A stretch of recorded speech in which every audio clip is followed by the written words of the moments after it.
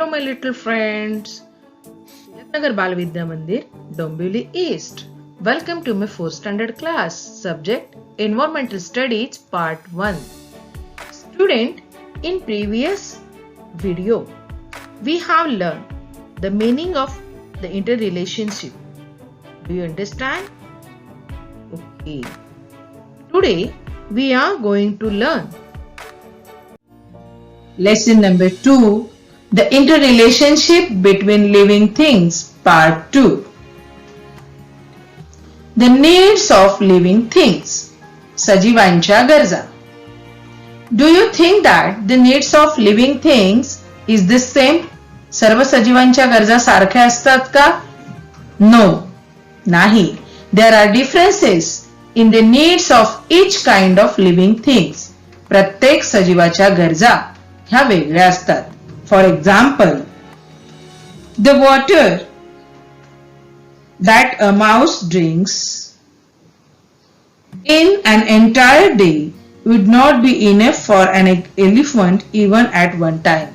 Means water that a mouse drink in an entire day would not be enough for an elephant even at one time. उंदीर जेवढं पाणी पितो तेवढ्याच पाण्याने एखाद्या हत्तीची तहान भागू शकते का? तर नाही भागू शकत, कारण तो उंदीर केवढा, तो हत्ती केवढा. Think about. थोडीशी गंमत पाहता. Butterflies feed on the nectar of flowers. फुलांमधला मकरंद फुलपाखरं पितात. Can a frog do the same? बेडकाला असं जमेल का फुलांमधला मकरंद गोळा करायला? A fish can breathe in water. मासे पाण्यामध्ये श्वास घेऊ शकतात. But can a pigeon do that? कबुतराला तसं जमेल का? No. A sheep eats the leaves of shrubs. Can a tiger do the same? आता मेंढीला खाण्यासाठी झुडपा पाला लागतो, हो की नाही, गवत लागतं.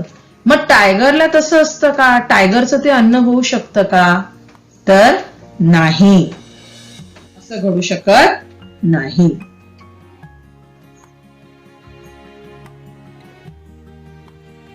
The needs of different living things are different. प्रत्येकाच्या सजीवांच्या प्रत्येकांच्या गरजा कशा आहेत? वेगवेगळ्या आहेत. प्राण्यांच्या वेगळ्या आहेत, वनस्पतींच्या वेगळ्या आहेत. The fulfilment of needs. मग त्या गरजांची पूर्तता बघा. What is fulfilment of needs? गरजांची पूर्तता होणं म्हणजे काय?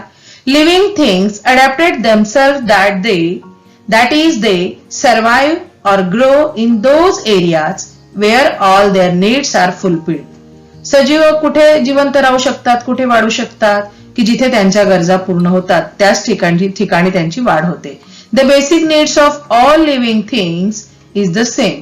प्राथमिक गरजा ह्या सगळ्यांच्या सारख्या असतात. Let's take the example of a tiger. बघा आता वाघाचं उदाहरण पाहूया. A tiger has stripes. वाघाच्या अंगावर पट्टे असतात. A tiger lies in wait for its prey among tall grasses. उंच अशा गवता प्रदेशामध्ये तो आपल्या भक्ष्याची वाट पाहत असतो. Its prey cannot see it in the grass. मग ते जे भक्ष्य जे काही असतं त्याचं जे खाद्य असतं त्याला ते खाद्य मात्र त्या टायगरला पाहू शकत नाही. Of the stripes because of the strips. म्हणजे त्या जे पट्टे असतात त्या पट्ट्यांमुळे ते खाद्य किंवा ती जी शिकार असते त्याची ती त्याला पाहू शकत नाही. They are animals like the deer, nilgai and the bison in a grassland. मग गवता प्रदेशातले हे प्राणी माहिती आहेत तुम्हाला? डिअर, नीलगाई, बायसन म्हणजे गवे. When the tiger is hungry, जेव्हा तो खूप भुकेलेला असतो, it can feed on them. तेव्हा तो त्यांच्यावरती ते खातो, त्यांना खातो.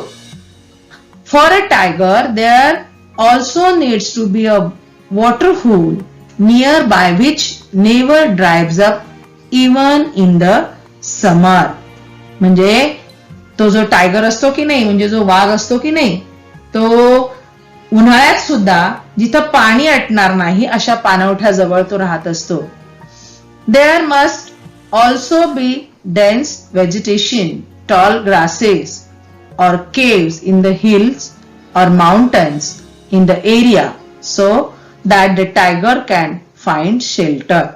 म्हणजे निवाऱ्यासाठी वाघाला जिथे आडोसा मिळू शकतो, उंच असं गवत, घनदाट झाडी, उंच गवत, डोंगरातली गुहा, अशा ठिकाणी तो निवाऱ्यासाठी आपला शेल्टर तिथे तयार करतो. म्हणजे त्या ठिकाणी तो आपल्याला पाहायला मिळतो. जिथं त्याच्या गरजा पूर्ण होतात. थोडक्यात काय, जिथे वाघाच्या गरजा सगळ्या पूर्ण होतात, ज्याला खायला अन्न मिळतं, पाणी मिळतं, अशाच ठिकाणी तो वास्तव्य करतो. The tiger inhabits an area where all these things are available. जिथे त्याच्या सगळ्या थिंग्स अवेलेबल असतात की नाही, उपलब्ध होऊ शकतात. बघा चित्रात दाखवल्याप्रमाणे त्याच ठिकाणी हा जो वाघ आहे, हा वाघ राहू शकतो किंवा वास्तव्य करू शकतो.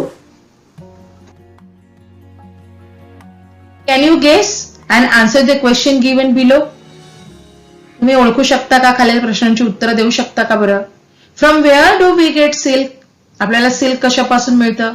We get silk from silkworm or caterpillar of silk moth. रेशीम किड्यापासून आपल्याला सिल्क मिळतं किंवा सुरवंटापासून आपल्याला, रेशमी किड्यापासून आपल्याला हे रेशीम किंवा सिल्क मिळतं. Then how are trees useful for monkeys? मग आता हे जी झाडं असतात, ही झाडं त्या माकडांसाठी कशी उपयुक्त ठरतात बरं? Trees provides shelter, food and safely for monkeys. आता ही जी झाडं असतात की नाही, ह्या झाडांमुळे त्या माकडांना निवारा मिळतो, खायला अन्न मिळतं आणि ते तिथे सुरक्षित असतात. Monkeys adapted to live mostly in trees because trees provides these resources which are necessary for their survival. जिवंत राहण्यासाठी, त्यांना जगण्यासाठी ज्या ज्या गोष्टी आवश्यक असतात, त्या सगळ्या गोष्टी झाडं ह्या माकडांना देत असतात. How are trees useful for birds? आता पक्ष्यांसाठी झाडं कशी उपयोगी आहेत बरं? Birds take shelter on the trees. They build their nest on the trees too.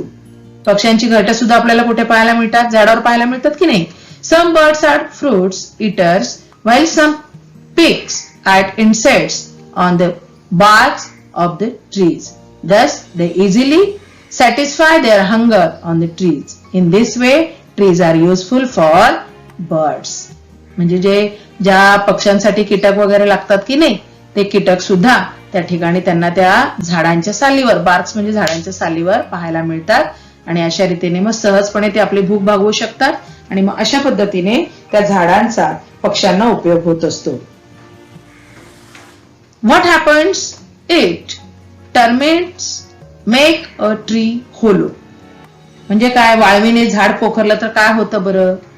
होलो म्हणजे पोखरलं, टर्मिट्स म्हणजे वाळवी.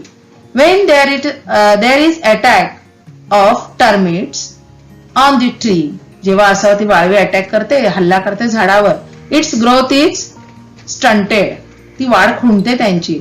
The trees may die and fall down, ती झाडं त्या ठिकाणी नष्ट होतात, मरतात आणि खाली कोसळतात. Do you understand? Okay. Thank you.